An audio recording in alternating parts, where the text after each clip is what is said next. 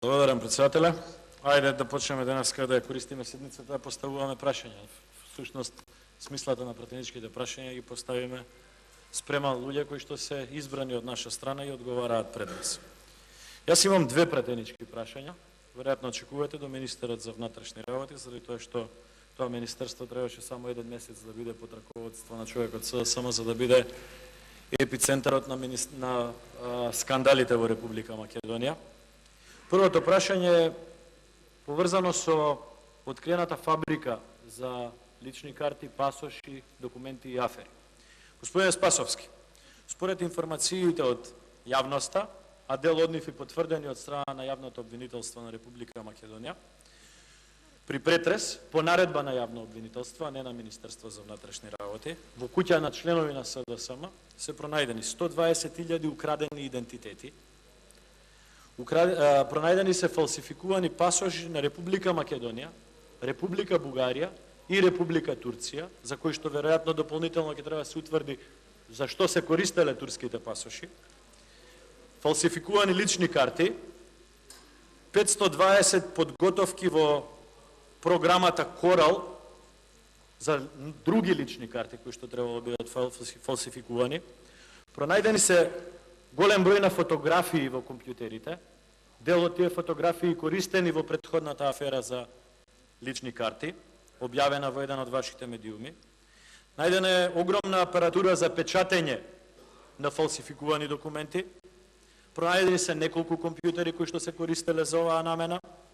Пронајдени се фалсификувани банкарски сметки и трансакции, кои што требало да бидат искористени како фиктивни и лажни афери, веројатно во текот на изборниот процес. Пронајдени се 78 панцирелеци, за кои што не знаеме каква цел имаат. Пронајдени се 70.000 или околу 70.000 снимани прислушкувани разговори во фолдер насловен СДСМ Заев.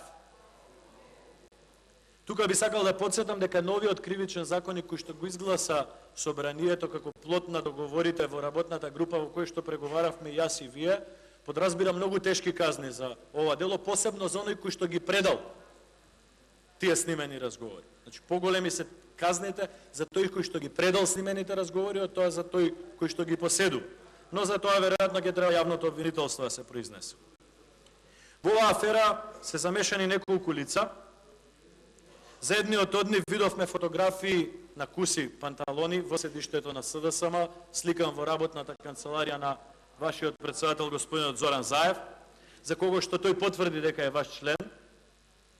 Другиот човек сликан неколку пати со вас, кој што нескриено и после избивањето на аферата ве фали по социјалните мрежи дека сте прекрасен човек, човек со кого што имал изворедна комуникација и соработка во минатото.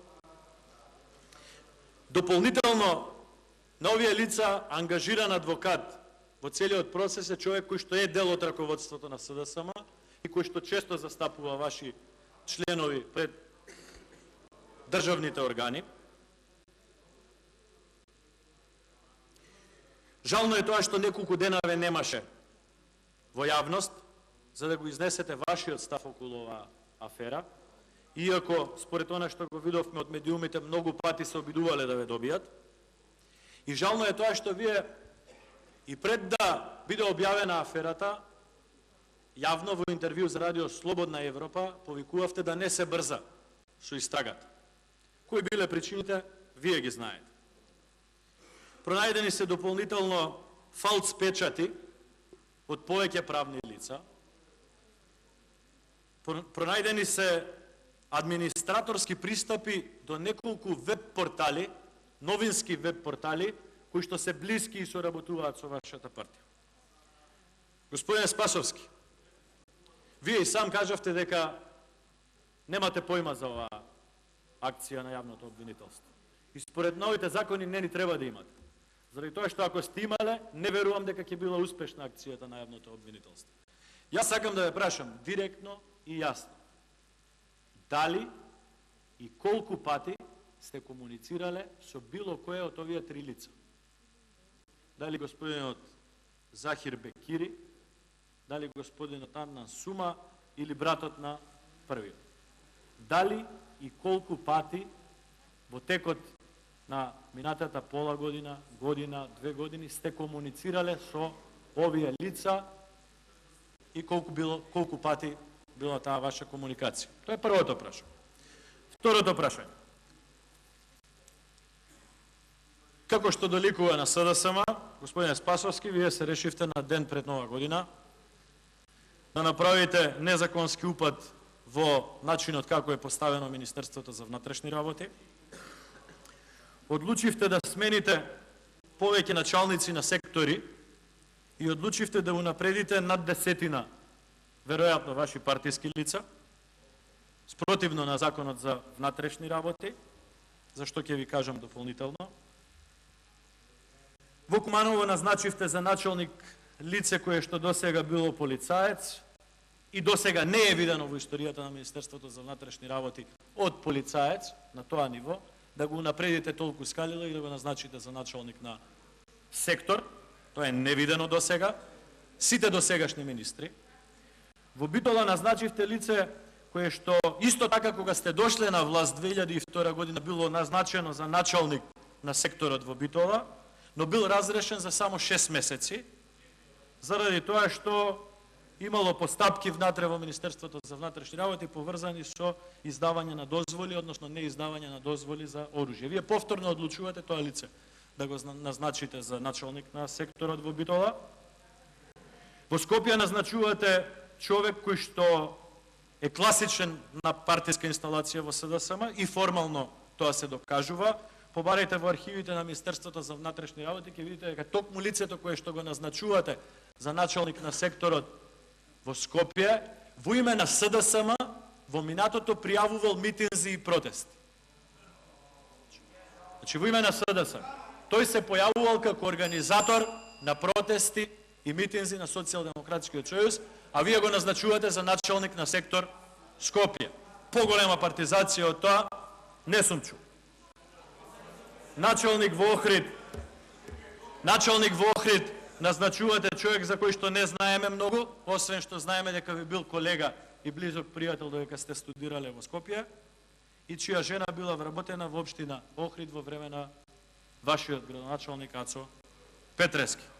Дали пријателските релации со вас пресудиле ова лице да биде назначено за началник на секторот во Охрид, вие најдобро знаете. Во Велес е назначен началник кој што никој не го знае. Не го знае ни колегата Маријан Николов, кој што во моментот не е тука, не го знае ни колегата Ѓорги Коџавашиев, не го знам ни ја, но тоа не е битно. Најбитно е што не го знае никој во Велес. И вие назначувате началник во Велес, човек кој што не е од Велес. За тоа ќе ви судат и ќе проценуваат граѓаните на Велес. Не верувам дека во секторот за внатрешни работи во Велес нема квалитетни кадри и квалитетни лица кои што можат да ја обавуваат оваа работа, знаејќи го фактот дека секторот во Велес во минатите 7 години беше најуспешен според сите статистики. Вие не назначувате од секторот во Велес, туку носите надворешно лице кој што не е од Велес. Попатно, сопругот на господјата Ременска од инспектор во полициска станица Газибаба го унапредувате во генерален советник 4 нивоа. Спротивно на Законот за внатрешни работи.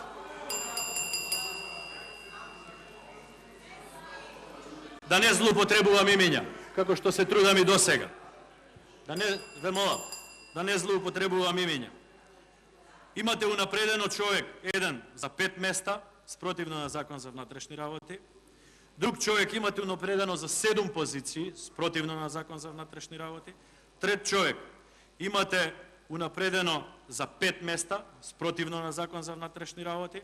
Четврти човек имате унапредено за 6 нивоа, за 6 места, спротивно на Закон за внатрешни работи. Понатаму, имате одредена господја, да не го злоупотребувам името, за 4 нивоа, спротивно на Закон за внатрешни работи. Одреден господин го назначувате, го напредувате за 3 нивоа, спротивно на Закон за внатрешни работи, и така натака, и така натака. Значи, господине Спасовски, вие на 7 ноември дадовте изјава, со која што кажав, да завршам мисла, односно прашањето да го финално формулирам, со која што кажавте, вие во МВР нема да разрешувате, туку само ќе раководите и ќе контролирате. Господине Спасовски, овие разрешувања, не толку, но овие назначувања, се чисто партиски назначувања.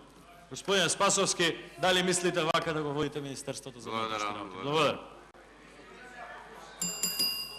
Пратеникот Илија Димовски постави 2 пратенички прашања и тоа двете се до Министерот за внатрешни работи. По однос на првото поставено прашање, одговор ќе добиете од Министерот за внатрешни работи. Повелете. Благодарам, господине председател. Благодарам, господине Димовски, на поставените прашања. Првото прашање беше поставено и минатата седница на пратенички прашања, кога инсистиравте по секоја цена, дајте побрзо да заврши истрагата, и тогаш и сега ви кажувам дека нема потреба од брзање за истрагата, туку треба да имаме квалитетна истрага, која што ќе ги има сите можни аспекти на разоткривање на целата оваа афера во која што е вклучена државата и државните институции. Тоа што е пронајдено и што е во јавното обвинителство е покрената истрага од страна на Министерството за внатрешни работи на 19.11. и при тоа истиот ден известен јавниот обвинител. Значи тоа не е на барање на јавниот обвинител, туку на барање на Министерството за внатрешни работи, каде што Одделот за организиран криминал ја води таа истрага. Сите работи кои што се најдени таму при претресот во домовите и така натаму, се работи кои што се во полицијата, односно во обвинителството, се вештачат и така натаму, и за тоа ќе има сигурно информација, извештај и соодветна постапка во однос на и оние информации кои што ви ги кажав, како и на кој начин е злоупотребуван целиот тој систем, за кој што и вие потврдувате дека е злоупотребен системот, со тоа што се најдени и слики, се најдени и 120.000, не знам, украдени идентитети, и се најдени други патни исправи и така натаму, кои што предпоставам дека се правеле годините пред да дојдам јас на чело на Министерството за внатрешни работи. Тоа е проблем кој што требало да биде процесуиран, меѓутоа не бил процесуиран. Најавено е дека на незаконски начин, и тоа е докажано, на незаконски начин се правени лични карти во Министерство за внатрешни работи. Па така еден од вработените со изјава пишува дека направивме лични карти без решение за живеалиште во Скопје, заради тоа што требаше на ефикасен и брз начин да се направат личните карти по наредба на предпоставените, бидејќи доаѓаа локалните избори. Ни беше ветено дека тие материјали, односно документи, ќе ги добиеме дополнително, што до ден денеска ги немаме добиено. Пред 2 дена добив ново известување, исто така од вработени во секторот, дека нови 424 лични карти се направени на исто така незаконски начин, под исти такви околности. Денеска да ви кажам и нов податок, значи да не биде состојба во која што е само нешто во Скопје правено, податок во Ресен и во Кичево, во кој што во двата града, исто така на незаконски начин, направени лични карти и наполнет списокот избирачки. Во Ресен, во куќата на раководителот на Центарот за управување со кризе Табаковски Песко, се запишани 20 луѓе без решение за живеалиште. Во Кичево, во куќата на директорот на гимназијата Благоја Стојановски се запишани 18 лица и така натаму, и така натаму. Ке излезат уште многу кои што ќе се полнат и како се празнат избирачките места, како вработени од одредени фирми, блиски до носители на функции на ВМРО ДПМН, ги праќале нивните да гласаат во Газибава, како од Газива гласаде во центар, како од Кавалаци некаде на друго место и така на. Тоа е цел процес и затоа апелирав и тогаш и сега, апсолутно и тоа и сега, нека си покаже истрагата кој е правено, што е правено и како е правено во однос на тој дел. И во однос на оваа тема, мислам дека треба многу да бидеме внимателни и да спроведеме квалитетна истрага која што ќе покаже дали некој правил, што злоупотребувал, како злоупотребувал и за чии цели тоа го правил. И секој кој што правил ќе треба да сноси одговорност, без разлика дали бил во рамките на државните институции, дали бил носител на одредена позиција, дали бил надвор од Министерството за внатрешни работи, дали соработувал со институциите на тој начин тоа го правил. Значи, сето тоа апелирам да навистина истрагата покаже во однос на таа работа. Инаку немаше никаков молк од моја страна во однос на ова прашање, излегом на неколку пресконференции во однос на целата таа истрага. Јас ја отворив истрагата и апсолутно да прави све во рамките на Министерството за внатрешни работи таа истрага да добие и динамика, да се раководи така како што треба да се раководи. И во однос на конкретното прашање, дали сум имал комуникација, апсолутно двајцата од луѓето воопшто не ги ниту познавам. Комуникации, слики и не знам што уште, значи во рамките на позицијата која што сум извршувал и предходно, може сум имал со милион луѓе, ама тие луѓе не ги амнестира ништо ако се сликаат со мене или со било кој од вас. Слики може да има разни, битно е дали тие луѓе направиле нешто или не и колку е решеноста тие луѓе да си сносат последици во однос на законот. Тоа е принцип по кој што треба да работиме сите ние заедно. Благодарам. Благодарам. Дали пратеникот е задоволен од одговорот, односно дали сака да постои дополнително пратеничко прашање? Има збор пратеникот Димо Скилија. Повелете.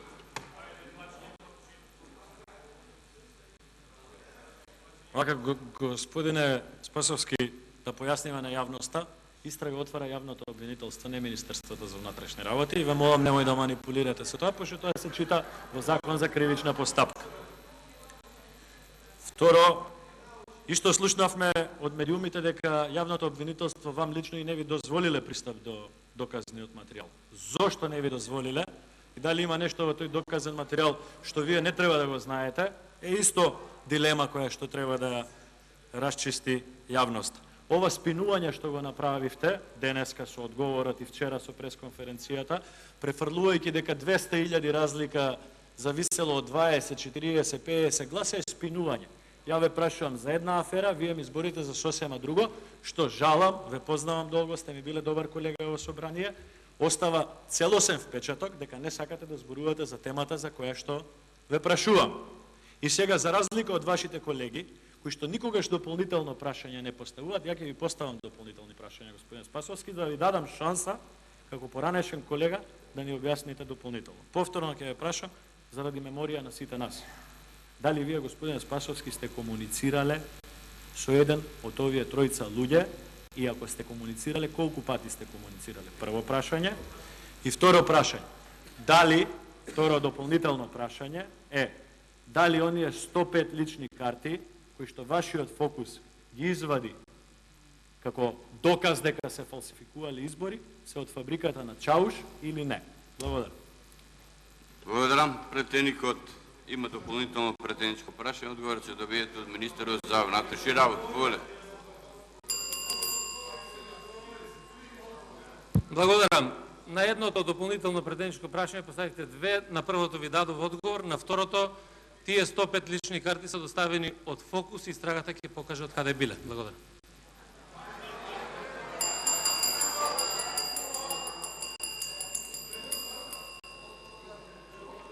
Благодарам. Второто пратеничко прашање исто така упатено до министерот за внатрешни работи. Одговор ќе добиете од министерот за внатрешни работи. Повелете.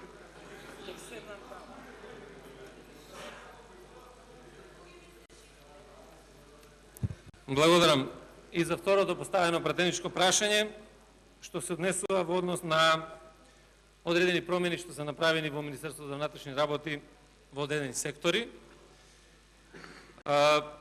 Сакам и сега и денеска на оваа седница да ја потврдам изјавата која што ја дадови на почетокот, дека промени нема да се прават само заради промени и промени нема да правиме заради тоа што некој многу добро работел, туку ќе направиме промени таму каде што е неопходно за да бидат направени одредени промени. И затоа мислам дека вие да говорите за тоа како работело Министерство за внатрешни работи, кога ве слушаше цела македонска јавност, дека веќе МВР не е МВР, туку МВР, и како вашата министерка за внатрешни работи кажуваше кои биле штабовите и што било користено, е повеќе од небулозно во овој момент да се разговара за таа тема, како и на кој начин сте спроведувале кадрска политика во Министерство за внатрешни работи. Апсолутно немам намера во ниту еден момент ова министерство да го доведам во позиција да служи на било која политичка партија. Тргнувајќи од СДСМ и ВМРО и ДУИ и ДПА. И знам дека реакцијата која што ја правите е многу болна, бидејќи една од клучните тупаници на МВР, односно на ВМРО, му беше МВР. И затоа сега природна е таа реакција која што ја покажувате сите во рамките на пратеничката група. Секој еден професионалец и оној кој што работи во согласно со закон, ќе има апсолутно поддршка и за тоа нема да правиме никаков проблем. Сменети се 5 началници на сектори за внатрешни работи и ниту еден не е сменет без причина. Ниту еден. Прво во секторот за внатрешни работи во Охрид имаше веден началник, донесен од Струмица за веден началник во Охрид. Имаше веден началник на униформирана полиција, донесен од Скопје во Охрид. И спрема тоа, тие луѓе кои што се дојдени во Охрид од рамките на професионалците. Началникот кој што е поставен ниту ми бил школски другар, ниту ми бил другар од факултет. Апсолутно не постои никаква поврзаност. А тоа кај работи неговата сопруга воопшто не ми е ни важно. Началникот на СВР Скопје, тоа го соопштив и вчера, има неколку сериозни пропусти. Први и основен пропуст, заради тоа што се изврши упад на полицијата во универзитетот УКИМ, за која што подоцна пробаше да се правда преку ректорот на универзитетот, демек ректорот побарал да има полиција, јутоа има снимен разговор во 192, бидејќи сите разговори се снимат. Повикот од полицијата е направен од вработено лице во СГС, Агенцијата за обезбедување. Втората работа, или втората причина, заради тоа што постапките кои што беа отворени за нападите на новинарите имаат застој. Ништо апсолутно не е превземено до сега. А ако било превземено нешто од некој од инспекторите, тој бил сменет и прераспореден во некоја друга полициска станица. Заради тоа што има одредени, веројатно, информации кои што треба да бидат споделени. Извршен е напад на општината Центар, не е мрднато со прст во однос на таа активност и на таа работа. Имавме убиство во Грчец, човек излезен од затвор, на кој што требало апсолутно да му се врши претрес и така натаму, обезбедена наредба од јавно обвинителство, тоа не е направено, а имаме убиство кое што е извршено таму и се уште тој човек не е внатре. Према тоа се аргументите во однос на овој началник. Во однос на СВР Велес, најдобрата карактеристика за овој началник е тоа што не го познавате и фала Богу што е така. Заради тоа што веројатно не е началник како они што му се јавувате, за да може да ги спроведува работите така како што ќе му кажат. Пред 20 на дена, може би повеќе, во сектор за внатрешни работи Велес, во Кавадарци, беше одземена огнено оружје пушка од една институција која што ја предводи ваш член симпатизер. По наредба на тој началник беше наредено на 20 инспектори да не постапуваат, да се врати оружјето, инаку ќе има санкција против нив. Затоа луѓето доставија службени белешки до мене. Тоа е едниот аспект.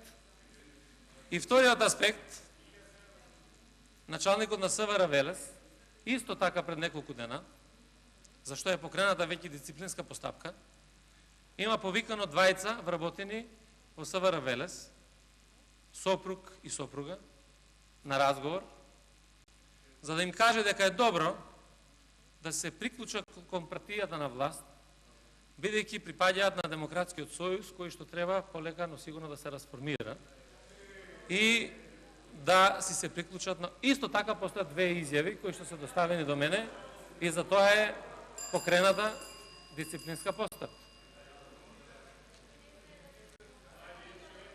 И началникот е од СВР Велес. Дали живее во Градско, тоа е друга работа, меѓутоа е од СВР Велес. Да, од СВР Велес, а живее во Градско. Апсолутно. Началникот во однос на СВР Битола. Се сеќавате за палењето на автомобилите? Без ништо, апсолутно не се покрене во овој дел. Се сеќавате на неколкуте тешки кражби направени во Прилеп, за кои што исто така ништо не е направено. И на многу други криминалитети за кои што не се мрда со прст. Према тоа има сериозни елементи во однос на оваа акција. Куманово началникот кој што е сменет, исто така не е од Куманово. Тој е од Скопје, веројатно во духот на политиката која што ја предлагате за началници од секој град. И Куманово беше подценето навистина со 120.000 жители, да во цело време на владење на ВМРО-ДПМН нема началник од Куманово, а има многу кадри. Има многу причини за кои што ќе ги отвориме и подоцна во однос на овие луѓе. Во однос на тоа дали биле распределени одредени луѓе на некои од местата во рамките на управата, Министерство за внатрешни работи и така натаму, апсолутно тие луѓе кои што вие во сите овие години сте ги вратиле по 7 и повеќе места назад во кариерата, луѓе кои веќе за некое време ќе исполнат можеби услови за пензионирање, добиле одредени места на кои што биле во управата за безбедност и контраразузнавање, каде што се професионалци во таа една област, и во тој дел апсолутно луѓе имате и што биле и помошници директори, па сега се на пониски места.